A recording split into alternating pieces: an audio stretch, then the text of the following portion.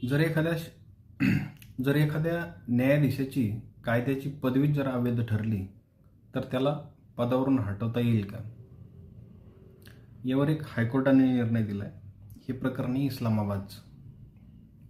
घटनेची पार्श्वभूमी अशी होती की 2020 मध्ये तारिक महमूद जहांगीरी यांची एक इस्लामाबाद हायकोर्टात न्यायाधीश म्हणून नियुक्ती झाली होती. पण नंतर एका वकिलाने त्यांच्या कायद्याच्या पदवीवर प्रश्न उपस्थित केला होता. ही पदवी त्यांनी युनिव्हर्सिटी ऑफ कराची येथून घेतल्याचा दावा केला होता. प्रकरण न्यायालयात गेल्यानंतर विद्यापीठाच्या अधिकृत नोंदी कोर्टासमोर ठेवण्यात आल्या होत्या. आता कोर्टात काय तथ्य उघड झालं होतं हे बघण्यासारखं आहे, ऐकण्यासारखं आहे. विद्यापीठाने सांगितलं की परीक्षेदरम्यान कॉपी केल्याचा आरोप झाला होता त्या जजवरती.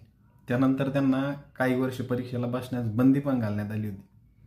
तरी त्यांनी दुसऱ्या नावाने परीक्षा दिल्याचा आरोप नोंदवला गेला होता आणि शेवटी विद्यापीठाने काय केलं तर त्यांची पदवी रद्द केली होती.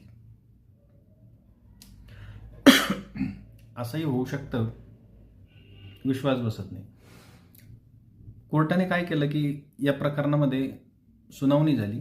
मुख्य न्यायमूर्ती सरफराज डोंगर आणि न्यायमूर्ती आझम खान यांच्या खंडपीठासमोर सुनावणी झाली आणि न्यायालयाने त्या प्रकरणात स्पष्ट सांगितलं, जर न्यायाधीशाची पात्रता जर अवैध असेल तर त्यांची नियुक्तीसुद्धा वैध ठरू शकत नाही. म्हणून इस्लामाबादचं हायकोर्ट जे आहे त्यांनी आदेश दिला की त्यांना तात्काळ पदावरून हटवावं आणि सरकारने त्याबाबत अधिकृत सूचना काढावी. त्यामुळे एक गोष्ट लक्षात ठेवा, न्यायाधीश होण्यासाठी फक्त पद नाही तर पात्रता आणि प्रामाणिकपणाही तितकाच महत्त्वाचा असतो.